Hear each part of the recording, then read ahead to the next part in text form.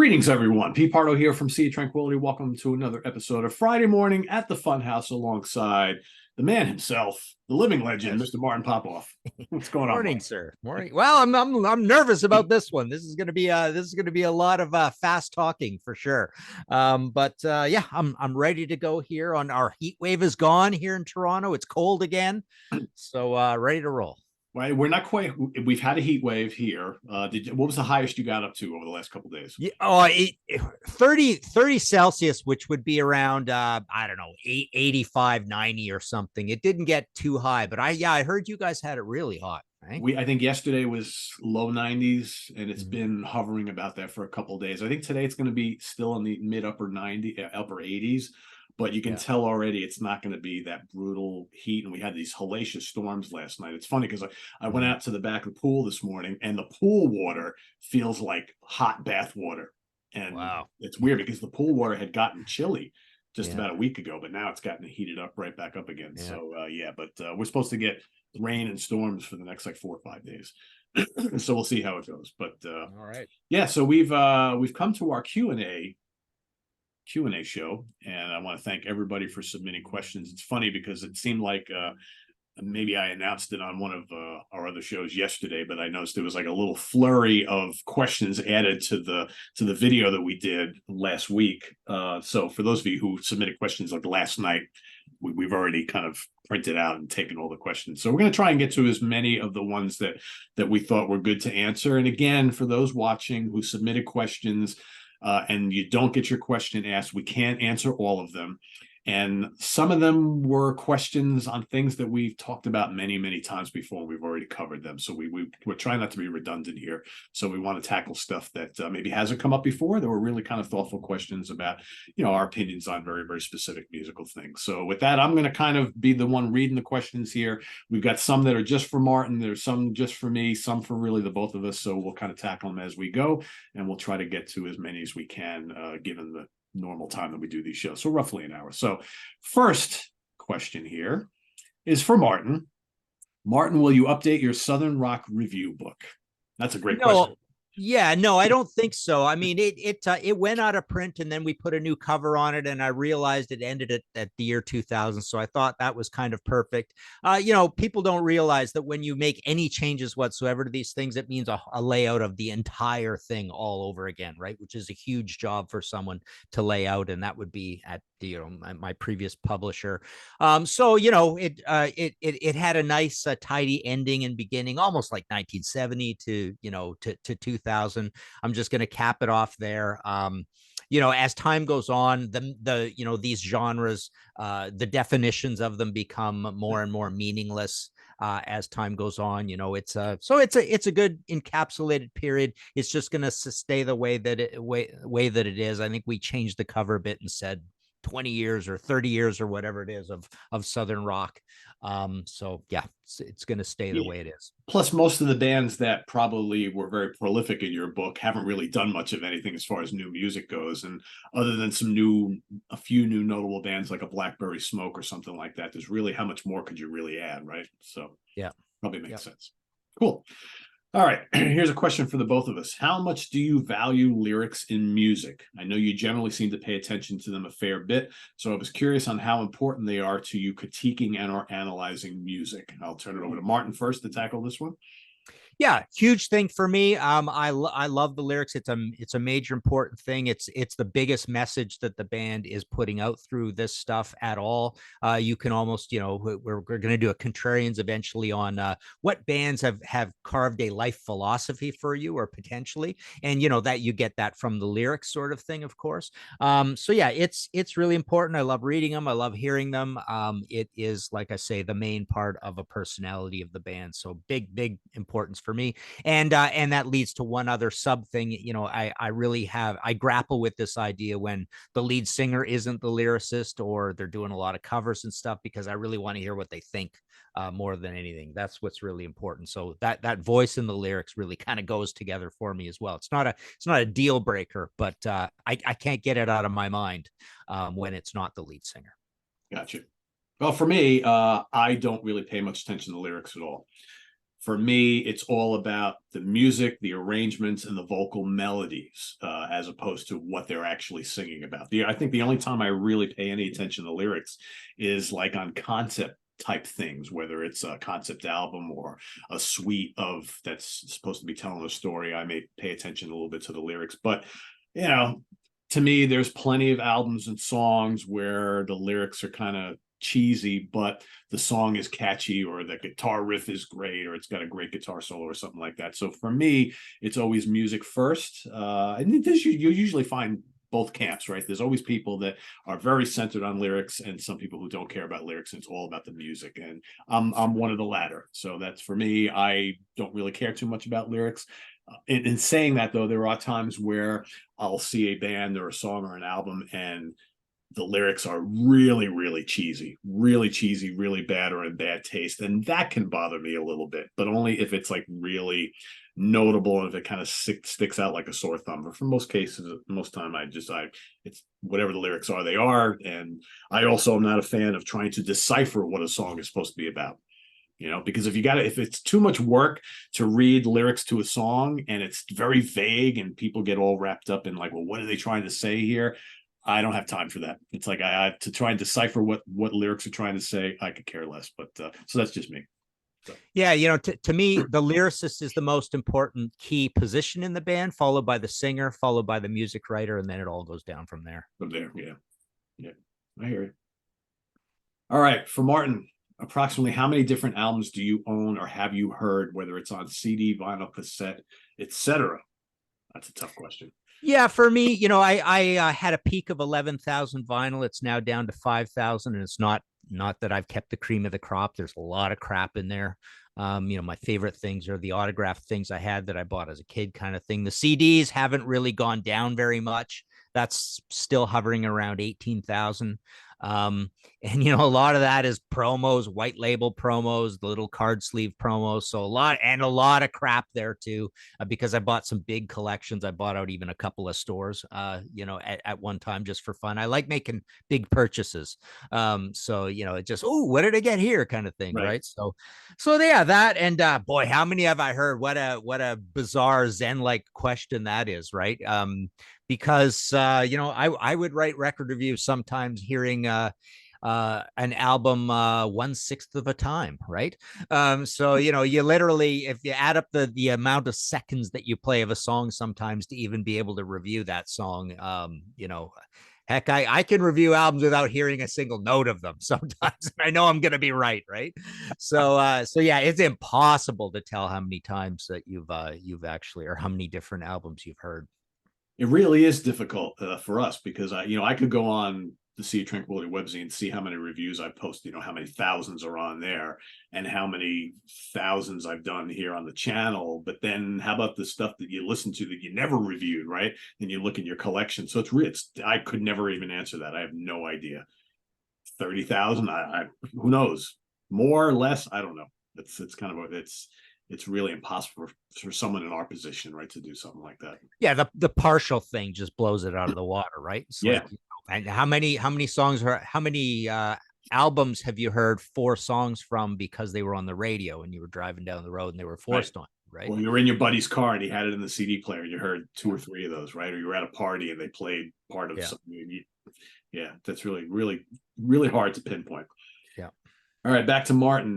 Your top 5 Mannix albums or top 5 Captain Beefheart albums? Well, it's one of the few things I took some props out for. So for the Mannix, I'm gonna go with I love the Manic Street Preachers. I play them all the time. This is the big classic Holy Bible. There's a big box set version of it. We've got Journal for Plague Lovers. We've got there's more here. Send Away the Tigers, amazing. And then this is my favorite one of my favorite albums of all time, Everything Must Go. The first one, right, since Ricky disappeared. And they've got older ones, they're kind of heavier albums. The first 2 are a little more heavier in the Guns N' Roses end of things. Captain Beefheart, I am basically a fan that loves all the later stuff more than the earlier stuff. So when it was bluesy, or Trout Mask Replica is so obscure. To me, it starts with Clear Spot, but I love Bat Chain Puller and Ice Cream for Crow. And I love the 2 commercial ones you're not supposed to like, Unconditionally Guaranteed, whatever the other one's called. on Reprise, I think his little Reprise years there. So yeah, I love all the later stuff when it gets really jazzy and weird, but as long as there's vocals and stuff. And Trout Mask Replica is a bridge too far for me, and I'm not crazy about the earlier bluesy stuff, but huge fan. And back to the lyric story, he's always been one of my top. When people say favorite lyricists, he's always in my top 3 favorite lyricists. Cool. All right, a question for the both of us. What is your opinion on rock legend Lou Reed? Right. And Pete put in brackets your quick answer, which is funny, right? Yeah, I could probably talk about him for a long time. Yeah, my opinion of him is you got to be in the mood for him. You get in that Lou Reed world. It's that downtown New York in the late 70s or 80s world. To me, embodies Lou Reed. I love the New York album. I love when he did the Edgar Allan Poe, that weird thing that he did. It's one of the few bands that when I was tinkering around in Spotify and actually made a playlist, I went and said, there's so much Lou Reed I don't like, but I just love certain songs here and there. And so it is a whole life philosophy. It is, as I did in one of my podcast episodes, History in 5 Songs. He's a snow globe band, right? He's like a little encapsulated, hermetically sealed environment. It's a philosophy unto itself, but he's a little bit like the Stones too, I think, in this idea of everybody's not playing or singing well, but it makes something. I don't know what that is, but it makes something. Yeah, I've always had an issue with his vocal style. That just never really did anything for me. I have the Rock and Roll Animal live album, and I like that. But you know why I like that so much? Because it's got Dick Wagner and Steve Hunter on it, and the guitar playing on it is tremendous on that album. So yeah, my simple answer is I don't really like Lou Reed all that much. I can listen to some of the underground stuff, but I just don't like his vocals all that much. And to me, that's kind of like that puts the wall right up. So it's a true novelty vocal, isn't it? It's like half sung, half conversational, half sung. Yep. Usually not really following the melody very well. He's got this style of I'm going to have notes that are going to go around the other notes. It's hyper. It is a very, very weird style. There's not a lot of singing to it. That's for sure. No, not really. Yeah.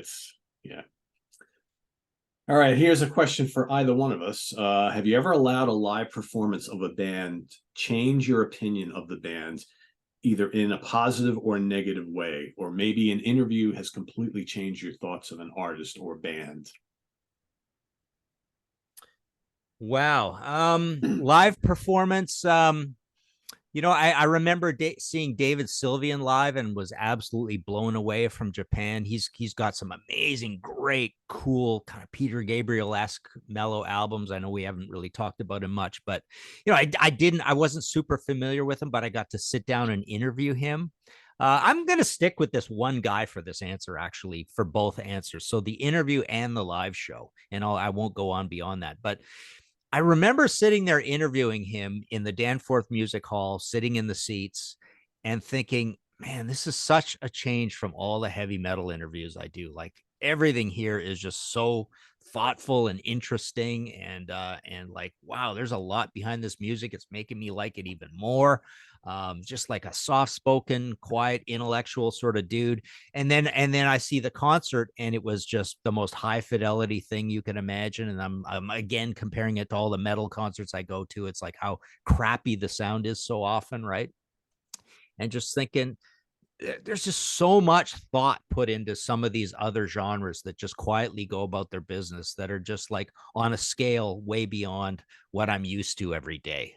Kind of thing. Yeah. Even our biggest, most celebrated bands, it's like, I mean, they all sound stupid and boring compared to this guy, right? So yeah, I'm gonna leave it at that. I mean, and that happens on on many occasions, I'd imagine, but that one really stuck with me. Yeah, this is a tough question, and I could probably go in a lot of different directions, but something that just kind of popped into my head. Sometimes when you interview your heroes, especially some who have been around for a long time, and there's lots of history there, and you consider them legendary figures. Sometimes when you actually talk to them, you get the impression that they know that they're legendary figures, and they probably like, God, I've done a million of these interviews, I've met a million people like you, what makes you so special, and that sort of thing. I think the first time, and I've had the opportunity to meet him multiple times now, from the very first time I ever met Mick Box to even the last time I talked to Mick Box, he doesn't come across like that kind of guy at all. He comes across as someone that I would know, who lives around the corner, who's just one of the guys. He's been in this band for so many years. Uriah Heep, I'm talking about, for those who don't know. And he just is one of the nicest, most fun dudes you'll ever talk to. And there's just no ego there, no nothing else. And that's kind of refreshing, because Martin, I'm sure you have as well. You've talked to many people where the ego is like creeping out over the phone or in person or over the Zoom or what have you. And with this guy, nothing at all. And he just seems thankful to be in the position that he's in, thankful to be talking to a guy like me or hanging out with a guy like me. And it's just was so refreshing to have that happen for a guy that I've put on that pedestal for 40 plus years. So yeah, Mick Box. Love it. Yep. Yeah. Cool. All right, here's a fun one for both of us. On the exact day you both graduated high school, what would be the top 3 albums in your discography? Your 3 favorites at that particular time? Wow, I didn't do my homework on this one, but I did think a little bit about the dates. So obviously this would be like June 1981 for me. So I just remember AC/DC Back in Black being played all the time. I know it's a 1980 album, but it's just like the soundtrack of that year, right? I remember Pink Floyd The Wall being still massive. Everybody was obsessed with Pink Floyd The Wall at that point. I remember Iron Maiden making a big impression already by that point. I'm not sure if Killers was out by that point or when it came out in 81, but yeah, the first one was out. I remember the Def Leppard album, the first one being a huge deal still at that point. So to be safe, I went with 1980 albums, but yeah. But the fact of the matter is it takes a while for these things to sink in with the normies instead of us super obsessed people who are in there. But yeah, I remember those ones being played just constantly all the time. Yeah, this was tough because I was trying to think, all right, well, what came out right around that time that I was really into, but what like older albums were I still just playing constantly? And for me, I would have to pick Iron Maiden, Peace of Mind, because again, I graduated in June of '84, just a couple of years after Martin. So I'm thinking, well, what albums were I playing heavily getting ready to go away to college? And so that's one of them. I mean, Black Sabbath, Born Again, it was in constant rotation at that time, even though at the time my favorite album was Paranoid, but Born Again constantly. And I'm going to go with Judas Priest, Screaming for Vengeance. So those 3. So Born Again, Screaming for Vengeance, A Peace of Mind. I think at the time, part of me wanted to pick like Made in Japan by Deep Purple, which I was heavily into at the time, but I think trying to keep it kind of current in what was in constant rotation, those 3 easily. Maybe also a Holy Diver by Dio as well, but yeah, those are probably some of mine.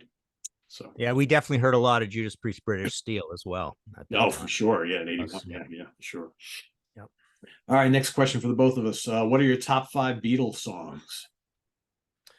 Okay, so I have an interesting answer for this. It's the only other one I brought a prop out for. So the Beatles' White Album, I know we did an episode on bands where we love one album by a band sort of thing. So I'm not a big Beatles guy, but my interesting answer is I think it's the same thing where you absolutely fixate and love and think the band is genius. I mean, Beatles genius anyways, but genius because of one album. So you play that one album all the time, and then every other album is like way down the running order sort of thing. Like I barely play any other Beatles albums ever, but so I would say I've played this probably 10 times more than all the other Beatles albums combined, sort of thing. So all my favorite songs are going to have to be from this album for sure. So that's the other thing that happens is all your favorite songs are from the album that you champion, that you have that you just love, period, sort of thing. So I mean, I could go with all sorts of things on here. I can go with Dear Prudence. I could go with My Guitar Gently Weeps. I could go with Happiness is a Warm Gun, Blackbird, Piggies, Rocky Raccoon. Not so sure about those. Sexy Sadie, Helter Skelter, Savoy Truffle, Cry Baby Cry, even. So yeah, everything would have to be from this one for me. And me, I'm all over the map. So Let It Be is one of them. I've always loved that song. A Day in the Life is absolutely terrific. I'm going to cheat a little bit here. I'm going to do the Golden Slumbers Carry That Weight in the end, because it's kind of like a trilogy, right? You got to put them all together. And then probably Got to Get You Into My Life. And maybe She Said, She Said. But Your Blues is up there too. Taxman's up there too. So many great Beatles songs. Hard to say. And mine are kind of spread out amongst, a bunch of different albums. So good question. All right, here's a good one for both of us.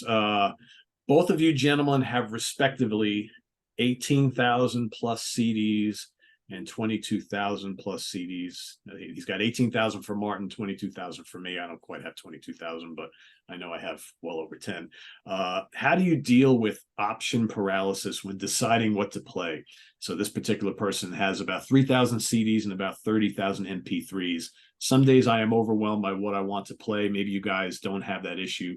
Let us know. So how do we choose what to play? Martin, start us off. Yeah, so my worst, most comical version of this is walking, jogging, or driving the car, right?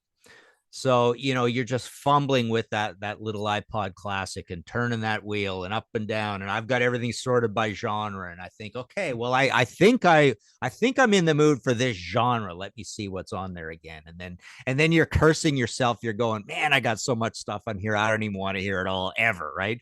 At once. Like, why do I even have this on here, right? Kind of thing. So and you get sick of what's on there as well. So that happens. Sitting at my desk, normally, accessing my physical stuff it's practically doesn't even happen anymore. It's usually I'm at my desk and it's a Spotify situation where that's when you get the paralysis of like, rich people's problems that we all have, which is this idea of you now have everything at your fingertips, right? You could just have whatever you want. So at that point, it's like, I read a Facebook post. Somebody sent an email reminding me of a band or whatever. You read a you go to a Wikipedia page. I like that idea of, to me, the rich music experience for me is a combination of a Wikipedia page and Spotify. So I'm checking the catalog out. I'm seeing what order the albums come in, because Spotify is so annoying that it's just full of the latest stuff first. So you go to Lynyrd Skynyrd and there's 20 live albums before you get your first studio album, right? That sort of problem. So yeah, you have to look stuff up at the time, but and then I get this frustration that I have no proper saving system where I can remind myself of this enjoyable music path I went down. So that diminishes the situation. I go, yeah, I'm going to listen to this. It's going to go in one ear, out the other. I'm going to totally forget about it 5 minutes from now that I've, had this little research thing. Plus, I'm not writing about it. I've got nowhere to put it. It's music for pleasure. And in most cases, I would rather listen to talk YouTube than music for pleasure. So, yeah, it's a weird one. But we go back to that whole thing about gatekeepers, right? The idea that if you're really sincerely into this, you got to go read top tens to find out what to play. So, yeah. This is a great question. It is tough nowadays. So, like Martin, there are specific times during the day and specific activities that are geared towards listening to music. Obviously, sitting here at this desk all day long, doing my day job and doing SOT stuff, I'm like surrounded with CDs. My desk is full of them, and they're piles all over the place. And they comprise things I've recently gotten, stuff I've gotten that I have to review, stuff I've gotten and listened to for review, bands that I'm going to be doing ranking the albums shows in the near future. They're all sitting here, so I'm revisiting that stuff. Not a lot of listening for pleasure is here. There are some, because some stuff I just buy, that whatever, that's a different pile, right? And so when I'm sitting here in this office, generally speaking, I am always listening to physical product. I've got a CD player in front of me, and I'm just playing physical CDs all day long. Occasionally, I will go pull something from out here and play that. But most of the stuff that is here are on 360 gig iPod Classics. So 2 of them are filled with all the old favorites, and the most recent one is filled with more new stuff that I've acquired. So, and those classics get listened to at the gym, out on a walk, and now in the car, because I bought a new vehicle earlier this year and it doesn't have a CD player. I used to have upwards of 100 CDs in the car that would constantly be rotating, mostly new stuff I've acquired, either stuff that I bought for my own personal preference and pleasure, and stuff that I've reviewed that I like, that I put in the rotation. Now that I don't have that option, the iPods come in handy, because I have to, Martin, you know, there's no wireless function on the old classics, right? So I have to buy one of those little adapters that plugs in, then connect that to the stereo system. And so that's how I do that. So yeah, and you know, maybe out by the pool, I'll bring a little CD player out, or outside on the patio, and I'll bring actual CDs, or sometimes I'll just connect wirelessly to something from the iPod. So yeah, it's difficult. And you know, how do you decide whether you want to listen to old favorites or new stuff? Like, I don't know about you, Martin, but when I'm like at the gym or out on a walk, I tend to want to listen to stuff that's going to motivate me. And that usually means stuff that I know really well. Yeah. But I've found out, because now I can't play CDs of new stuff in the car as I'm driving around each and every day like I used to. That's how I got really acquainted with some of the newer things. I found now at the gym and while exercising, I'm listening to that newest iPod, which has all the newer stuff on there, to get more used to that and not listening to as much of the classic stuff anymore. So my habits have changed a little bit since I got the new vehicle, because I can't utilize the car to listen to things the way I used to. So it's kind of strange, but yeah, it's tough when you got all this stuff, and just, you know, how do you get to everything? And sometimes you don't. And sometimes, you know, albums I really like, I haven't listened to in 5 years, right? It's just because it's just so much. It's difficult. Yeah, I've got 2 of the iPod Classics full, so 5,000 albums on each of them, sort of thing. And sometimes I tell myself, you know what? If I was, because they're gonna go one day, so it's almost like a moot point. But I almost think, like, if this is all the music I had for the rest of my life, there's enough here that I don't know, even on 10,000 albums, right? Yeah. Because it's a mix of, for me, it's a mix of classics and things I said, you know what? I'm going to force myself. I'm going to put every Eagles album I have on this stupid thing, right? And it's going to be there, and I'm going to make myself listen to these albums, right? So I've done that for a bunch of bands, and that usually backfires on me because I never played them, sort of thing. But the last point on the motivating thing, it's like, if I'm out jogging or bike riding, well, it's more jogging, I say, than anything. But if I listen to the motivating thing is super important. But if there's any hint of anything depressing on there or slow in tempo, it's like that will make me stop running, right? So it's gone, right? It has to be absolutely up tempo and upbeat and all that sort of thing. So yeah, for the jogging, I've talked myself into that, right? It's like I will stop dead in my tracks when that slow song happens if I listen to it. So it's like, here comes, boom, you know, like, move on, right? Yeah. That's true. I mean, someone asked in the Proxy Q&A, they're like, you know, Pete, what are your favorite prog albums to listen to while working at the gym? I generally don't really listen to prog while I'm working out. It's not motivating enough for me. I listen mostly to metal. while I'm working out, whether it's lifting weights or doing cardio or running the track or whatever. It's just I have a hard time with really, occasionally if I'm in a weird mood, I might put on some Pat Metheny or something like that. But then after a little bit, I'm kind of like, I love this stuff, but man, not to work out to.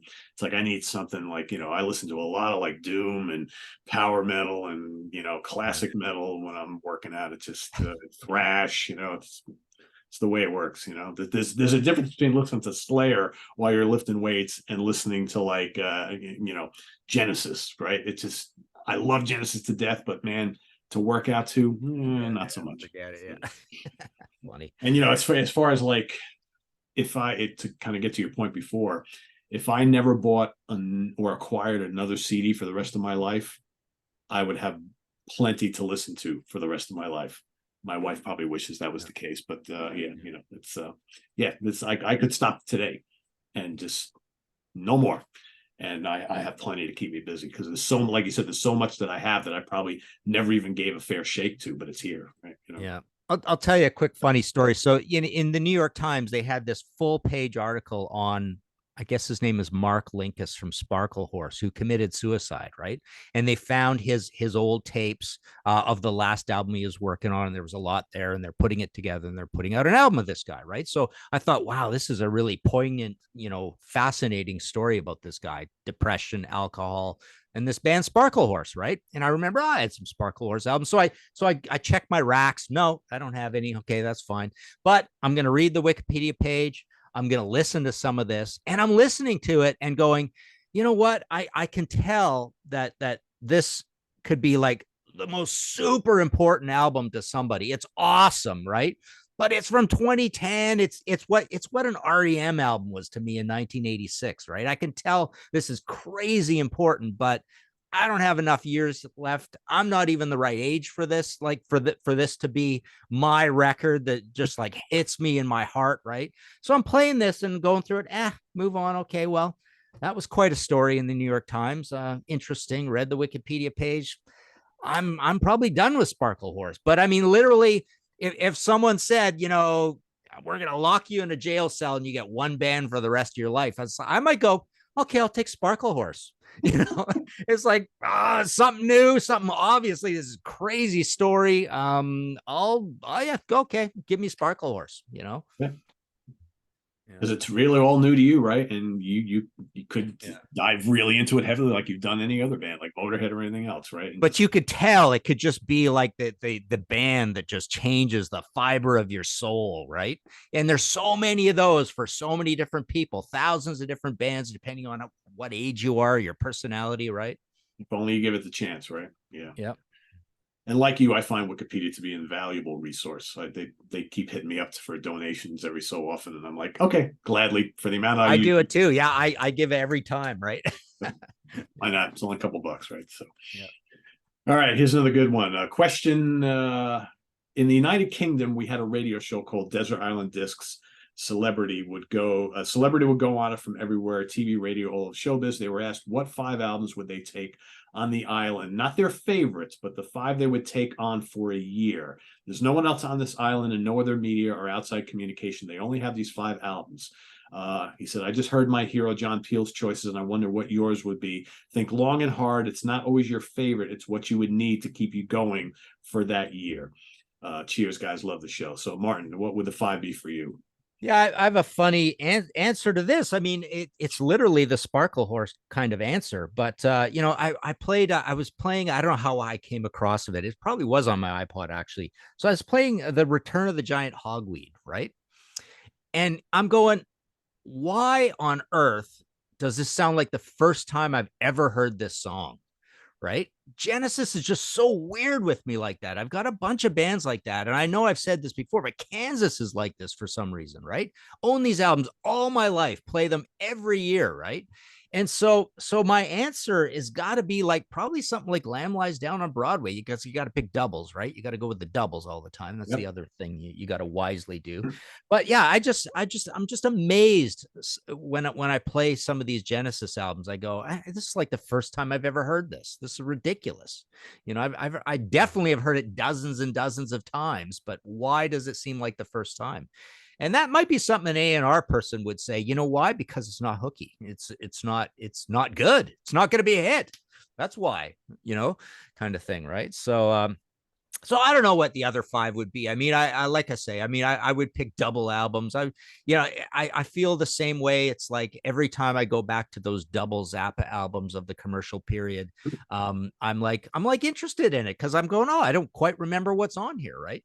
So I go back to and play them again and remind myself and go, oh, that's why I only like about a quarter of this album, kind of thing, right? So you could make mistakes that way, but I'll abscond from coming up with the other ones because I know I've answered this question a million times. Well, I'm going to pick three for you right now, Okay. right? Three, and they're all double albums. Chicago Transit Authority, Chicago 2, Chicago 3, all double albums, all loaded with horns. You'll hate them, but you're stuck with them. Sorry. You'll come out a very warped personality on that desert island, though, if you just pick one band, right? You're just gonna be you're gonna be that Chicago guy on the island. Martin will be like, "Oh my god, I'm ready to kill myself. It's way too many horns." No. All right, so I like your idea about the double album thing. So that's kind of like where I went with this, and I picked live albums. So for me, I would go Kiss Alive, UFO Strangers in the Night, Thin Lizzy, Live and Dangerous, Deep Purple, Main Japan, and Black Sabbath, Live Evil. Because I think you've got these for a year. That's all you have. Get the biggest bang for your buck. Pick some of your favorite bands. You got it all covered. Done.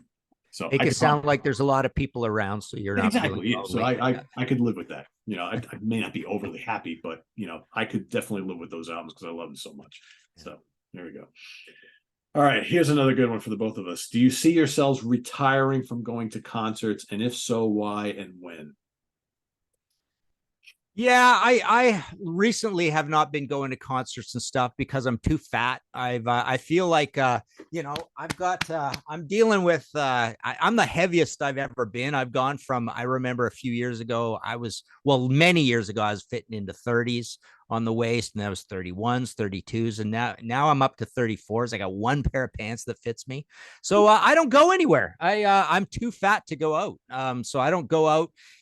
Remember Guitar Hack said, "Oh, we got to go for a beer. We got to go for well, let's meet somewhere for a beer and grab a burger and stuff." It's like I don't want to be put in a position to drink or eat too much, right? So that's literally the one reason I'm not going to concerts. I'm too fat to fit through the door to go to concerts. So that's my excuse, and that's why I don't go anywhere. So yeah, I just gotta get back in shape. I've been watching these TikTok videos about if you let yourself fall out of shape when you're 60 or whatever, like it's really hard to get back in shape, and I'm totally finding that. So but yeah, I mean, on a more practical level, I just don't get anything out of concerts. I'm not writing about it.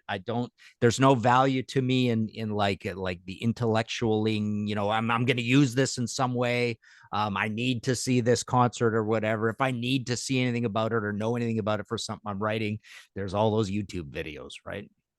Which, give you many more views and, better sound and, close-ups, whatever, zoom through it. But like we've said before many times, it's like I go to a concert and by about the second and a half song, I'm scanning the exits to figure out how to get out of here with the least number of people seeing me leave. Yeah, this is a great question, and it's one I've thought of quite a bit in recent months. So kind of like Martin thinks of himself, I'm a fat fuck too. So but that isn't my rationale for scaling back on concerts. I just find, and we kind of talked about this, we did a rant about this a number of months ago, which if you haven't seen it, it's the old guy episode about concerts. Very, very funny. We had a great time doing it. I just find that going to concerts is kind of a hassle because I live in an area where there's really nothing.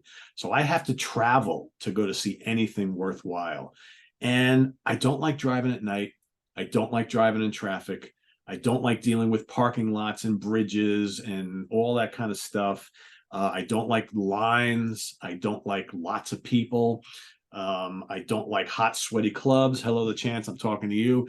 And I don't like the way people act at concerts anymore. And on top of that, all the bands I really like, most of them I've seen many, many times. So like you, Martin, it's like, I love Iron Maiden, but like I go to a Maiden show, I go because I feel like I have to go because it's Maiden. And then like a quarter of the way through it, I'm kind of like, God, I've seen them play these songs a million times. Yeah, it's cool, but like I could be home watching a movie or watching the Met game or something. And I'm like, and I'm okay with that. And I find that like my motivation to go to concerts these days are not to see the bands anymore. It's to like get to see people and hang out with people that I'm friends with that I don't get to see too often. So it's become more of like a who am I going to hang out with at the show as opposed to seeing the band anymore. And that's not what it's supposed to be about, right? It's great to see people you know and great to see your buddies, but it should be all about going to experience the bands. And I'm just finding that like I'm very picky and choosy about bands I go to see now. It's usually stuff that bands or artists that I haven't seen all that much. And the ones that I've seen over and over and over and over again, I'm kind of like, do I really need to go see Judas Priest again for the 15th time? Do I really need to go see, who, I mean, perfect example. I went to see Glenn Hughes and Yngwie Malmsteen a couple weeks ago. Glenn Hughes is amazing. He went on first. Yngwie was ridiculously delayed coming on. I've seen Yngwie before. I wound up leaving before he even came on because they were taking forever to get his guitar to sound check correctly. And already it was like almost 11 o'clock. And I'm like, you know what? I'm going home. I got to go to bed, right? The old guy thing. So, yeah, could I see myself retiring altogether from going to concerts? Probably in the not too distant future, and thinking, maybe for me, going to a concert is like a once or twice a year thing, or maybe you go see a local tribute band or something with your local friends or whatever. That I could see doing. But the days of me going to like arena shows and all that kind of stuff, I just don't really care anymore, unfortunately. The funny thing, I walk past the Danforth Music Hall and the Opera House every couple of days, basically. I mean, these are venues right around the office and the house, right? So I walk by the Opera House and it's like it doesn't say Hypocrisy and Amorphous anymore. It doesn't say In Flames anymore. It doesn't say Opeth anymore. It's like there's a bunch of band names up here, the whole list of them. A, I've never heard of any of them, and B, I can pretty much tell none of them are metal bands either. Yeah. Right. It's like, and Danforth Music Hall, same thing. It's like, actually a lot of these bands I've mentioned, it's kind of nice to see if they come around, they've moved up a little bit because the Danforth Music Hall is a step up from the Opera House, and you will see some of those bands there, or even Massey Hall or the QE Theater. But yeah, it's I've noticed that most of the bands that would almost tempt me to get out to see, they're retired. They're not going out anymore. I'm not these metal bands, but the older ones. You don't see even we have a place here called the Rock Pile out west where we would get. It was just amazing for years and years. It's like, oh, Willie John Roth showing up, Michael Schenker showing up, UFO, Molly Hatchet, Blackfoot. Like it's like I can't believe we've got 20 years with none of these guys coming here, and all of a sudden they're Nothing all feels coming really here. special anymore, right? I mean, there's Yeah. no But then they're gone now. They're not showing up anymore. Now it's tribute bands, right? yeah, yeah. It's really sad when you go to a tribute band show like here locally. I mean, and 300 people show up, and I go to see Metal Church at a local place, and maybe it's half that.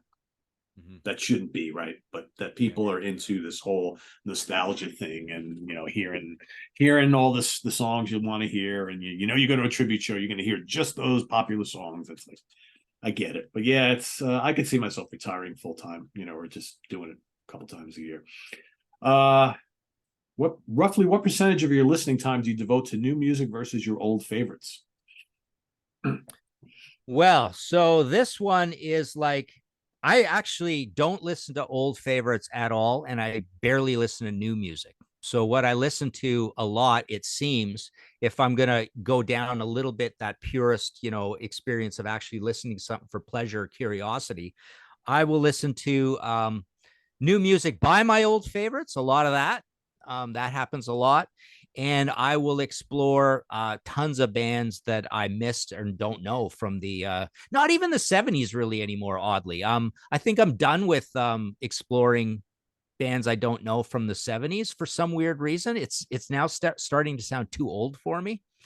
Too depressing, old, just like hippie-ish. I'm starting to be that young guy who thinks like the 70s is too old almost. So weirdly, yeah, new things I didn't know about in the 70s, no, but 80s, 90s, little bit 2000s. There are tens of thousands of bands and albums that I could just be happy with exploring that sort of stuff. So yeah, and old favorites. I'm sick of all the old favorites. I don't play the old favorites anymore. But like I say, even you could keep yourself even busy just listening to all the new music by all your old favorites forever. There's a lot of that. Yeah. I would say probably for me lately, it's 70% new music by new bands and new music by old bands, and 30% old favorites. And it's just based on the nature of what I do. I mean, between the webzine and the YouTube channel, I don't have a choice really. And would I like to occasionally listen to more old favorites? The stuff that you don't play all that often. Yeah, but I don't really have the time. I think if I were tomorrow to stop, doing the YouTube channel and the webzine, would I go back to old favorites probably more often? Yeah, I'm sure I would. But I'm not complaining, because I really like to find new music and explore new music by new bands, and new music by bands I like, and or even bands that I admire and that sort of thing. So yeah, but it's probably 70-30 for me now. It might even be higher than that if I really sat down and did the analysis. But yeah. All right. Let's see. Question for Martin. Can you rank your favorite genres of music? So let's do a top three, Martin. Wow. Boy. I might actually have to go with punk, but only, certain, a certain amount of years of punk, the origins of punk. But I mean, genres can be kind of all over the place. Yeah. New wave of British heavy metal, if that's a genre, that's a good concentrated answer for that. But I can't pick any of the massive, big, wide genres because then all of a sudden you're into so many bands that you're It's not. all encompassing. Yeah, that's why metal is a hard answer to say, because it's just Yeah. there's so many subgenres there. And for a third, I'm going to go with post-punk, which is just a fascinating whole field to me that I have been studying up on, and I love doing shows on it when people ask me to do that, because it's really hard to define and pretty weird. And that's where I'm actually listening to a lot of bands that I didn't really know about. So yeah, let's go with those three. Cool. Okay. All right, here's one for the both of us. This is a good one. So, how long do you guys prepare during the week for Friday morning at the Funhouse? Yeah, that's funny. So sometimes we get a good slingshot effect of we get the idea right away. We have a little meeting after each show, and we're ready to go, and we start firing off answers back and forth. We've actually been even more studious, haven't we, with actually making up documents of things lately, Yeah, right? that's where we're at now. After 3 years, Martin and I Sending it finally back and figured forth. out that sometimes you need documents, and that document flies back and forth between us from Friday till usually Wednesday of the next week. Usually by Wednesday, sometimes Thursday evening, we've got everything ironed out, and we don't let it get too out of hand. It's like sometimes we say, okay, let's stop thinking about this. We have enough, kind of thing. Like, let's not go too crazy with the document thing. And then you're, as with all documents, you're always dealing with who has the live document right now, right? Like, can I add to this? I can't add to this. Oh, now I got to write additions and caps, and put it here. But I know Pete's working on it at the same time. So is he going to get offended that I'm working on it at the same time? And like, now I'm going to give it back to him. He's got to take my changes and move it. So yeah, it's a little bit of a game of who has the live document, right? I deal with that writing books all the time. It's like, no, you can't make changes on that document. I'm not going to see them, right? You can't change a comma in this 100,000 words. I'm not going to see it. I have the live document right now. But I'll flag it. I'll make it in red for you. It's like, no, we can't do it that way, right? But yeah, so sometimes it comes really fast. We've got a bank of ideas as well. Sometimes they're pretty good. Sometimes we start an idea and realize, you know what, this is leading us down the path of talking about things we've talked about way too many times, or we can't get enough examples of something. And then sometimes we get all excited about an idea, and then we find out we actually did a show very similar to that already. And then I'm thinking in the back of my mind, I got 218 episodes of the podcast, and I don't really want to do what I've done in the podcast unless it's a long time ago. And I'm sure we've had a lot of overlap there. So yeah, it's all over the place. Some of them are pretty quick, some of them not so quick, right? Yeah, and just so everybody knows, we've been doing this show now for like 3 years, every week. sometimes we see comments on some episodes like, this idea, this topic is half baked and you guys are all over the place. Understand, like, just like what Martin said, we're trying very hard to come up with interesting topics every week and not talk about the same albums and bands over and over again. Obviously, for many topics, Sabbath is going to come up, Judas Priest is going to come up. It is what it is, right? We try to inject new things, and sometimes even we feel that, like, I mean, the one we did recently, we're like, we're getting ready to tape, and we're like, this one's going to be all over the place. We don't know how this is going to go over, and then we get an hour discussion out of it, like just like that. So not every topic is going to be a home run, guys. We're doing our best, but any discussion of music that where if you get an hour conversation out of it, that's usually a pretty good sign that there's some good things being discussed, even if it's not the tightest idea in the world, but we're trying.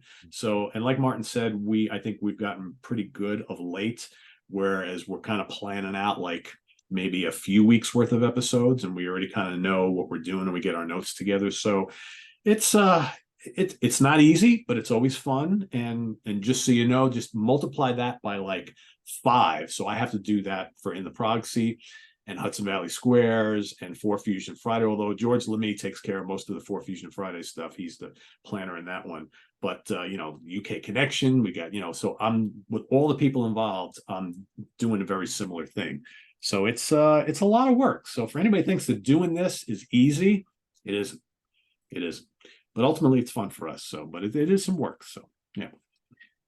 All right. So here we go. I would like to hear your opinions about whether Black Sabbath should have stuck with Roger Bain as a producer after Master of Reality.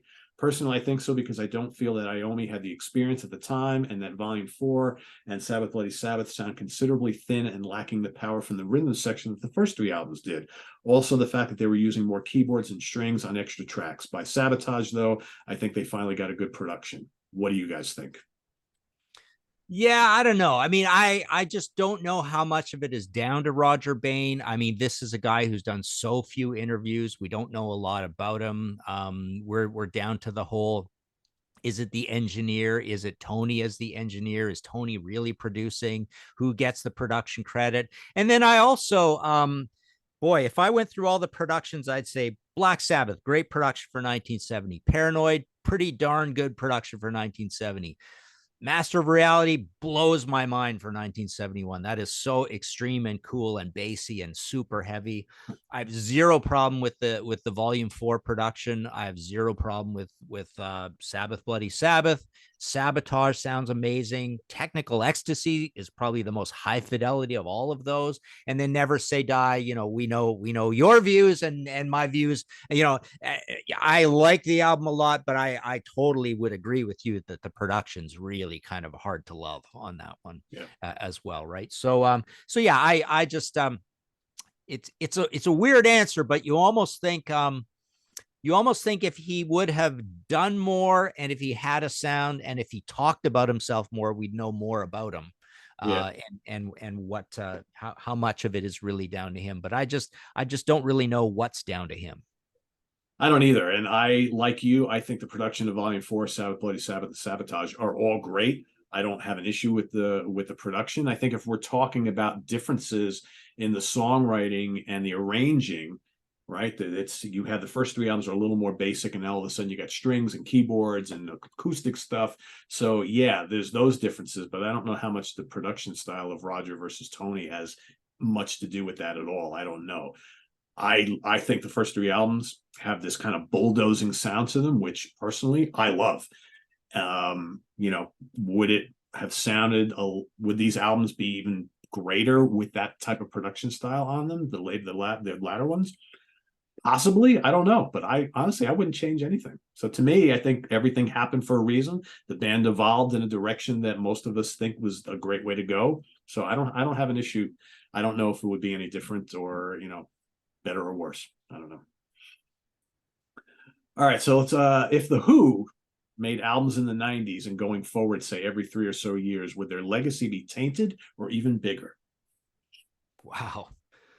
I think it would be improved because it's such a patchy track record, right? You got 2 records with Kenny.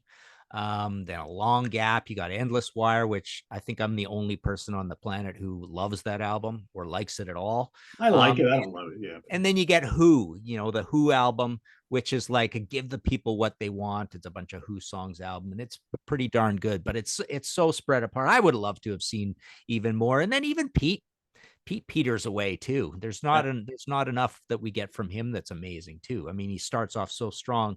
Not starts off, but I mean, Empty Glass and Cowboys have, all the best Cowboys have Chinese Eyes are absolute masterpieces. And then he gets patchy as well, sort of thing. So yeah, I would have loved to have seen way more from the Who. I agree, and I think it would have helped them their legacy, because I think there's way too many years where there's really nothing from them at all.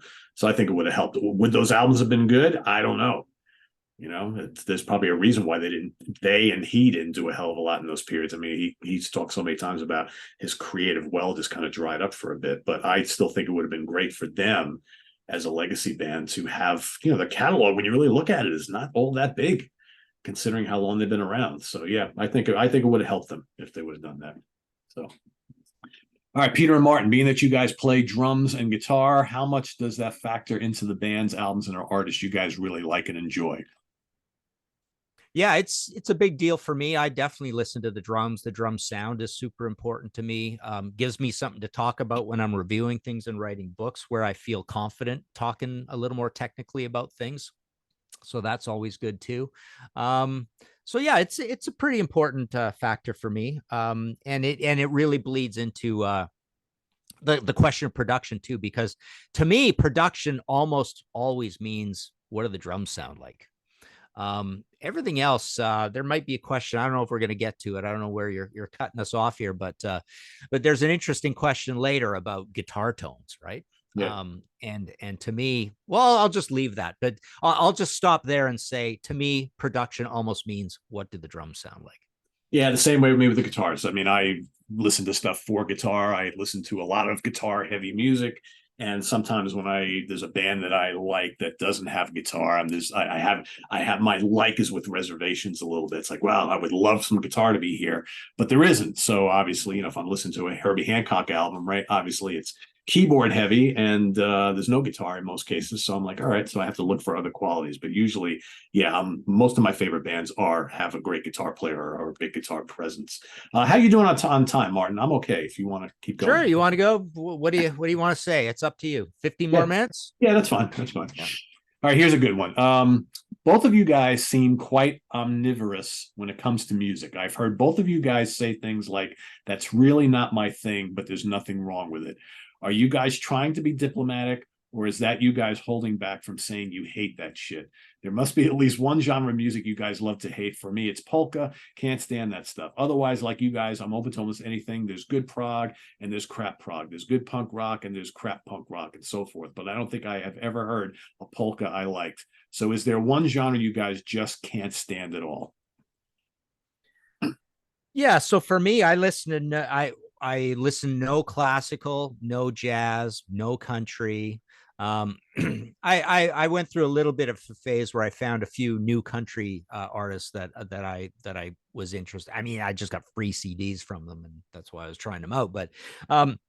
But yeah, generally as a rule, there's tons of genres I don't listen to at all. And it's almost like a survival mechanism that if I was into all this stuff, I just have way too much music to try Right. to listen to. Right.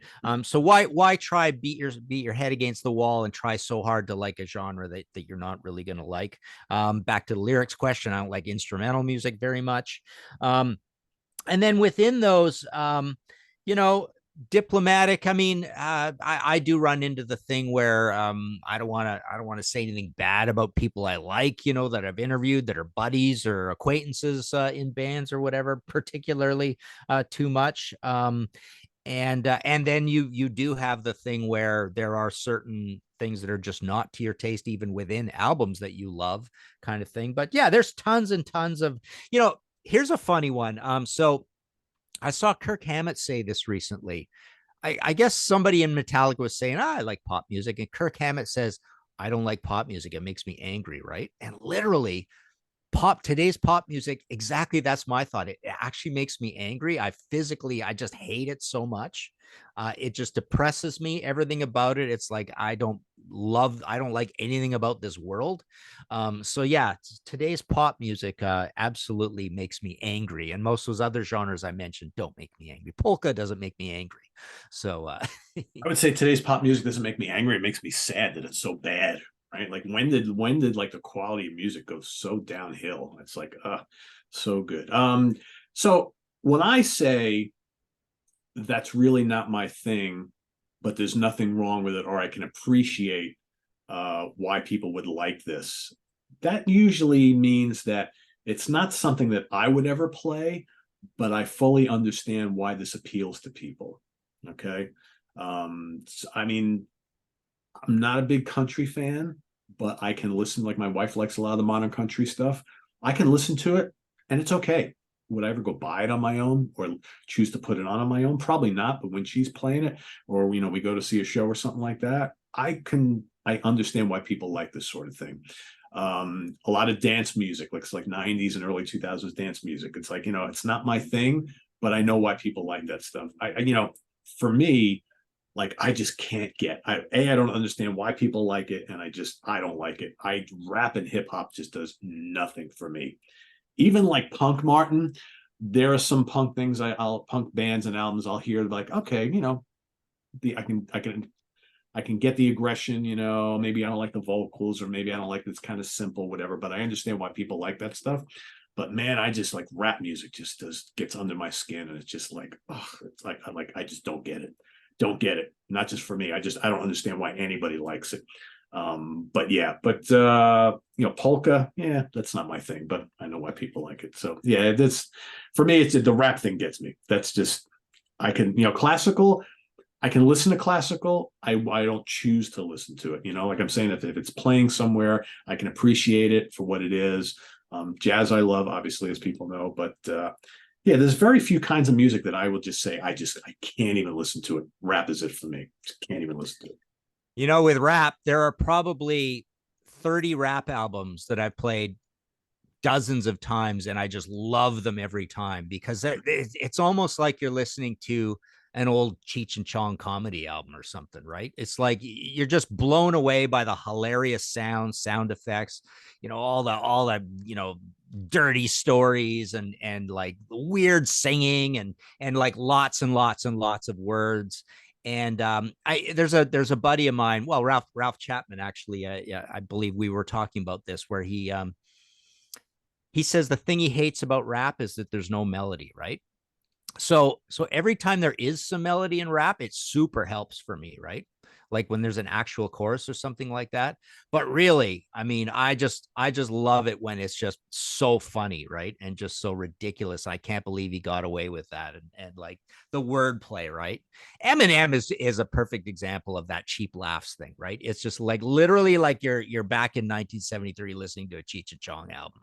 That's literally what it's like, right? So I but I hear people throw around things like genius when it comes to guys like Eminem, and I'm like, I don't understand what's so genius about this, because every time I listen to rap, people talk so highly about certain rap songs or albums, and I listen to it, and I'm kind of like, it makes me angry, and then I'm thinking I could do that easily. Right. The one genius thing though about that is if you're in an actual rap battle and you have to come up with that stuff off the top of your head and be that fast and that rhymey and that interesting, like that is literally a pure form of genius, right?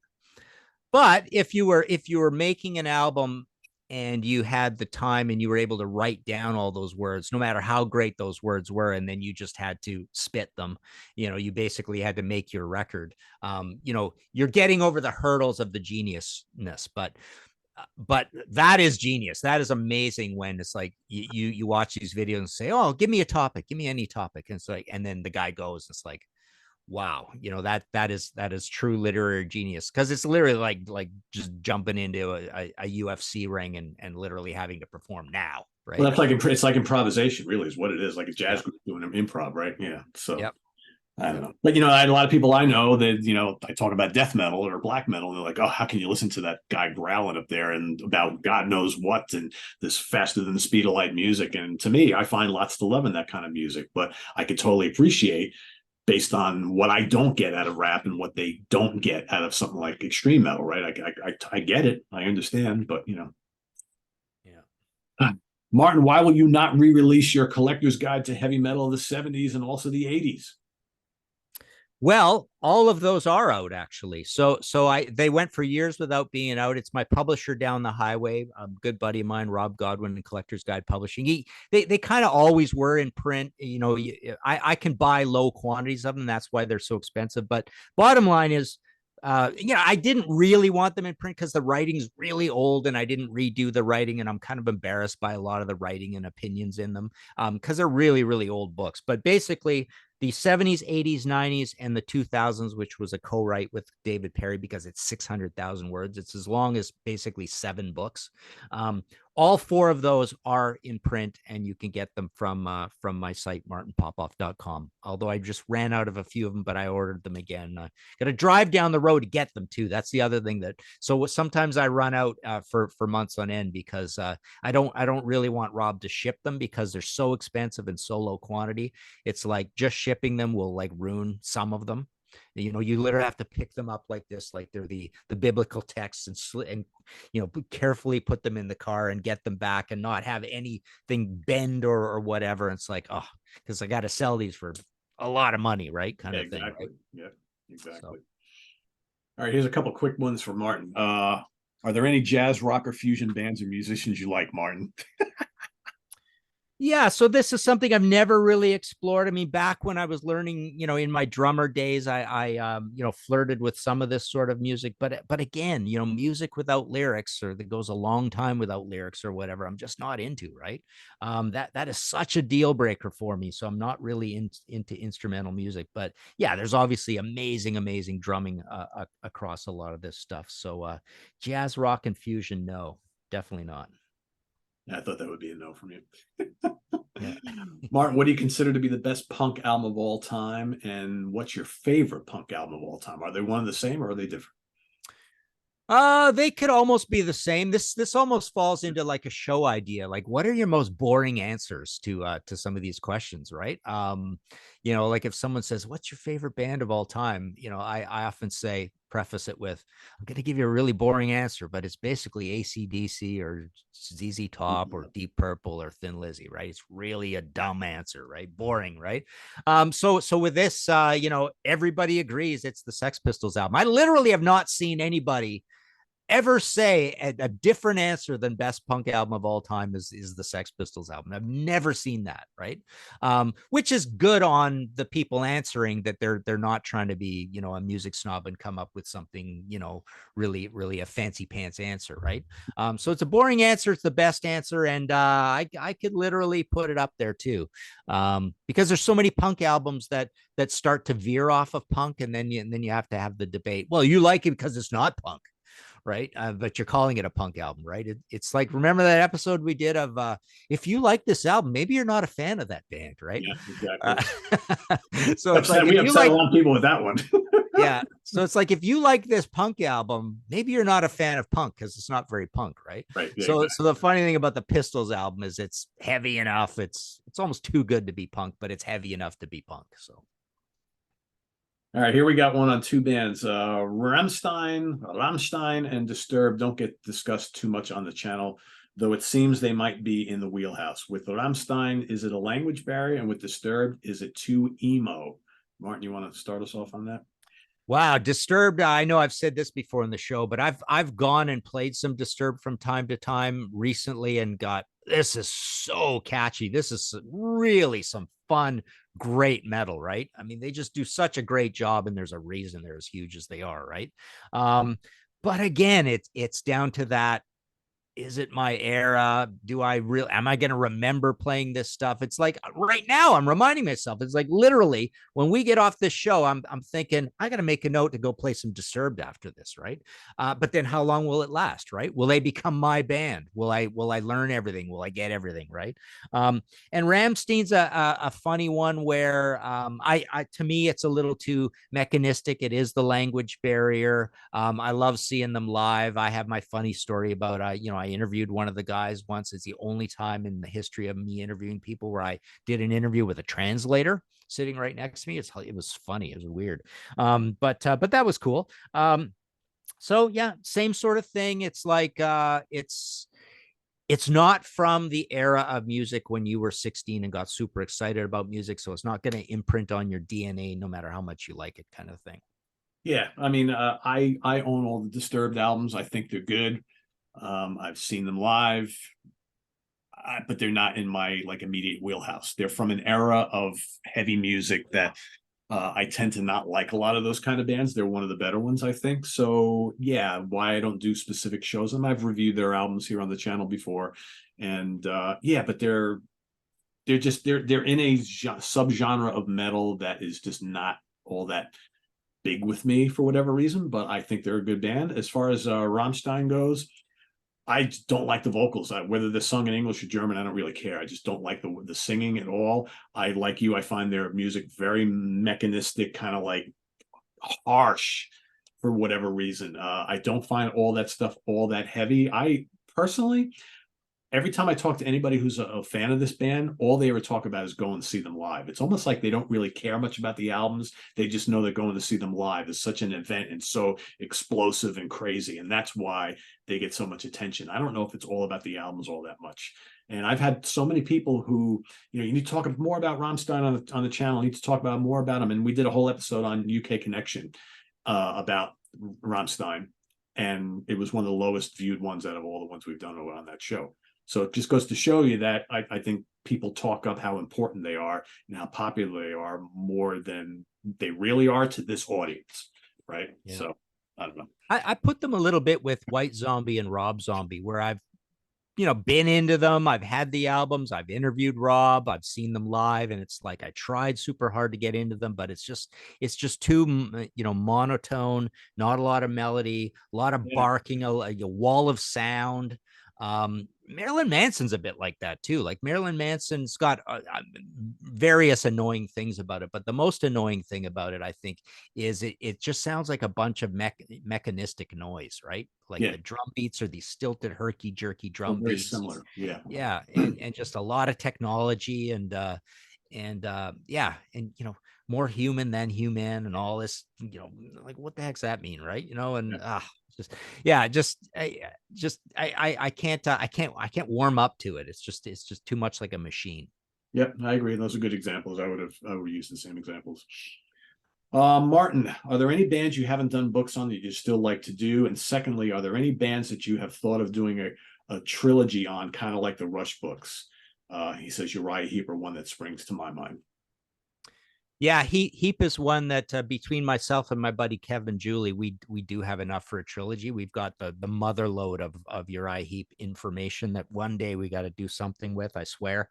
But yeah, trilogy. I guess Thin Lizzy was a trilogy in the old days. I did an Iron Maiden trilogy.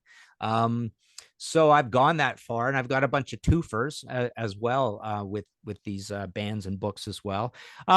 What I've really appreciated is this whole thing with Motor Books Voyager having these different concepts that are not interview based, which has allowed me to do a lot of books on bands I thought I'd never do books on: Pink Floyd, Queen, AC/DC, David Bowie, The Who coming out shortly. So that's kind of cool. Books left to do, bands left to do books on.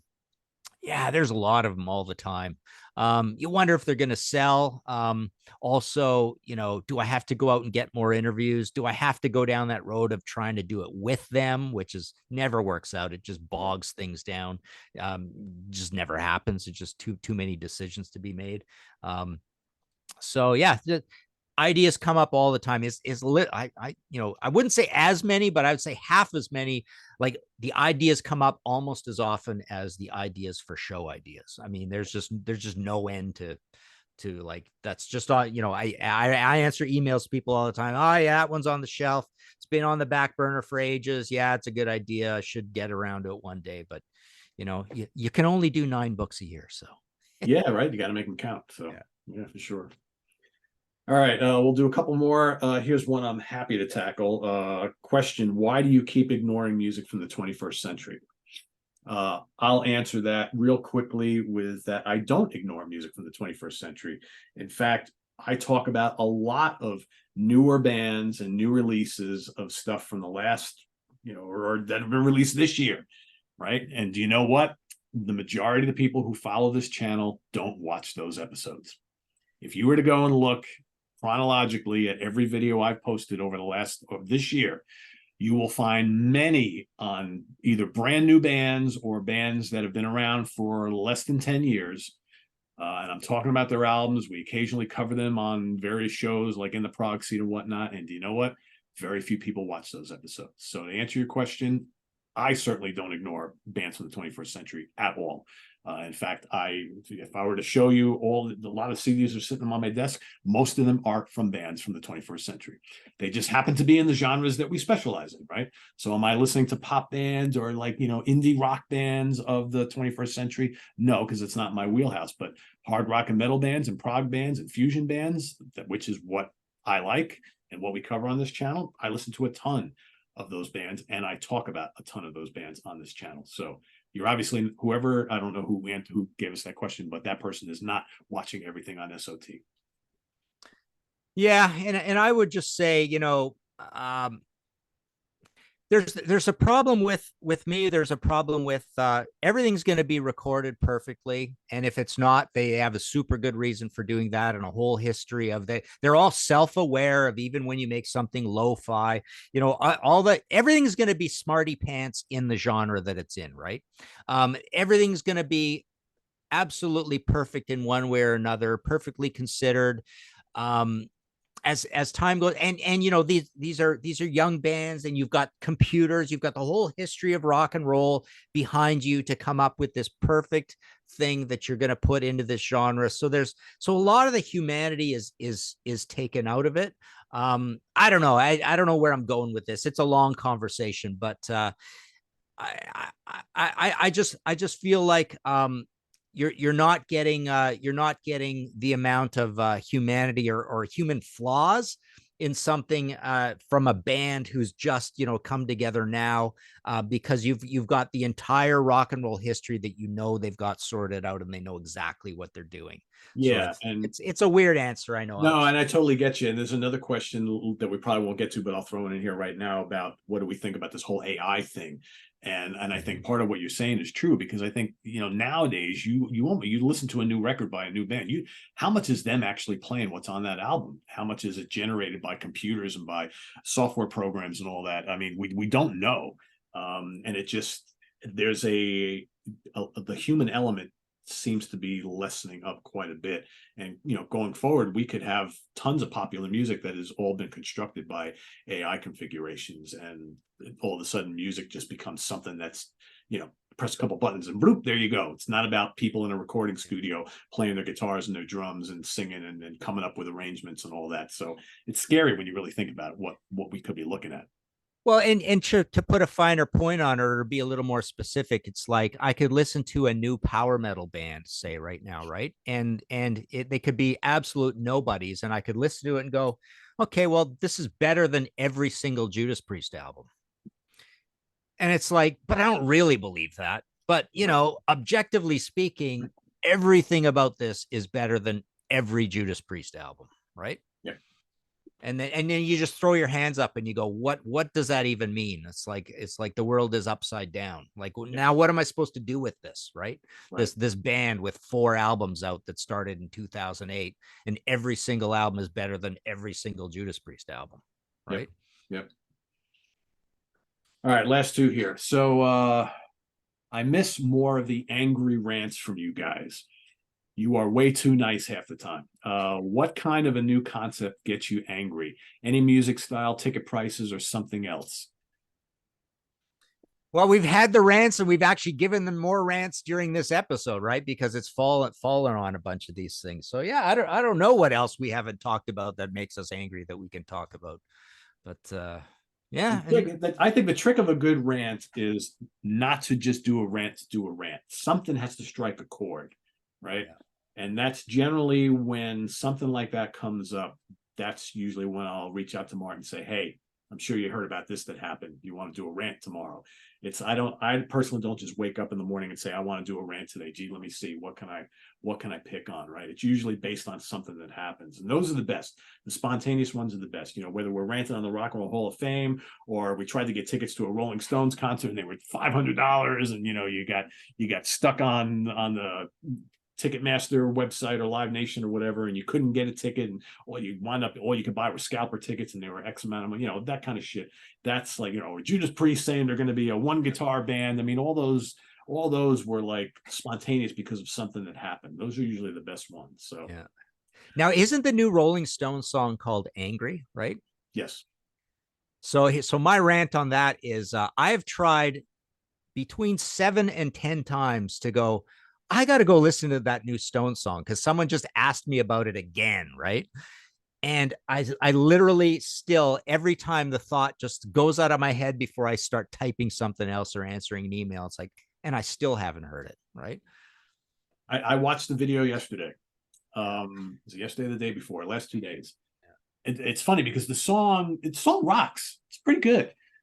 But it's called Angry, and I don't feel angry after watching the video because it's got the whole video is the actress Sydney Sweeney from Euphoria and all sorts of other shows and things, and she's literally driving around sitting on the top of a car in like this skimpy outfit, just kind of like whatever, and she's gorgeous, right? And that's the whole video. So you're listening to the song, it's almost to the point where you're watching her and you only hear bits and pieces of the song, and then the song is interspersed with like videos of the Stones when they were younger and all throughout their careers, and it's kind of like this AI weird thing. I don't know, whatever, but it's a good song, and the video is great because of her.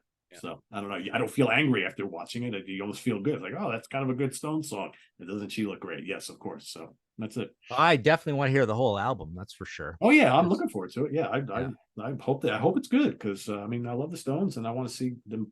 If this is the only one they ever do, it's before they call it a day, whatever. All right, so let's get back to that question about the guitar tones. Here we go. Which album for you clearly defines a great guitar sound? And he says, I tend to like when the guitars are up close and personal, not swimming in reverb. So, for example, Thin Lizzy's Jailbreak or Dirty Deeds. Can you think of any post-70s examples of what makes a good guitar tone? I don't know if I can come up with albums, but Well, okay, so my answer on this is that I literally am baffled because to me, a guitar tone is such a specific thing. It's just something moving through a mid-range space. It's got no particular bottom end or top end to it. I literally don't notice them. That they're almost always perfect. The only time it matters is sometimes someone will point out that something's a little bit on the clean side of a distorted tone, and I can't unhear that. I've noticed that with AC/DC. People have said to me about those latest AC/DC albums that, oh, the guitars are so clean, they don't sound heavy. And I go, oh, I never thought of that. And then I listen to it, go, damn, you're right. yeah. There's something really behaved about the guitars in here, even though it's still technically speaking power chords, right? But I read this question and I thought, okay, the only time it matters to me is when it's a bad guitar tone. And it's funny, I instantly thought of And Justice for All because all anybody ever talks about is how there's no bass on it and the drums sound clacky on it. But to me, I listen to the guitars on that and go, wow, that sounds not great either. Right.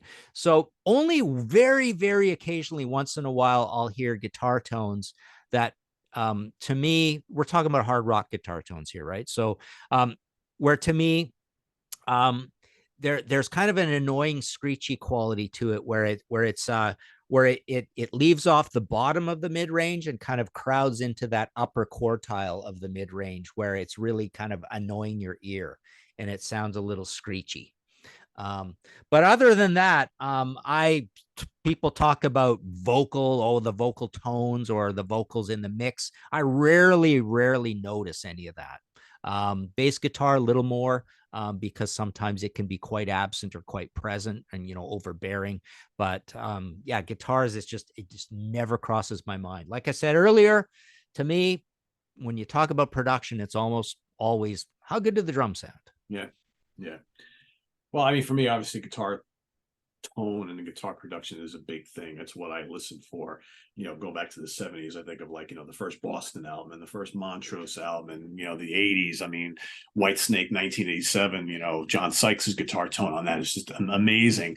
I like big, high driven, high gain guitar sounds. That's what I like a lot of the modern kind of doom and stoner bands. I love this big heavy fuzz thing. It's got to be prominent. I think for like a more of like a metal thing, I mean, band like Primal Fear, again, the kind of like the Andy Sneap thing, like the latest Judas Priest album, the Saxon albums, Accept albums, right? Where this guy, it's just the big overdriven, distorted, clean. It's clean in the mix, but it's not a clean guitar sound. It's so high gain.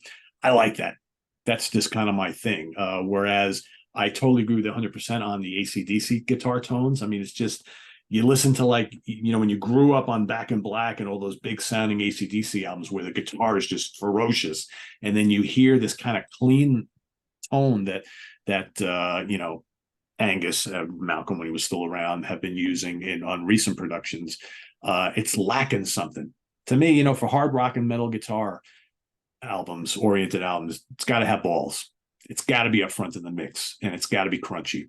So yeah, I can appreciate stuff with clean guitars, right? I can listen to a Tom Petty album or a Springsteen album with those clean, jangly guitars, and for that style of music, it's fine, right? But when I'm listening to music that's supposed to get my blood pumping, the guitars have to be up front and center. It's got to have lots of gain on it, whether it's lots of distortion or fuzz or whatever, and that's me. So.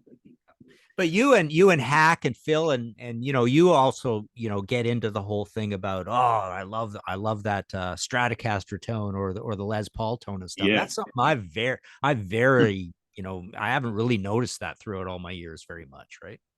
Yeah, that's a good point. So like I know when I'm listening to like an old Rainbow or Deep Purple album, I know that the guitar tone is going to be a certain way because Ritchie only uses Stratocasters, right?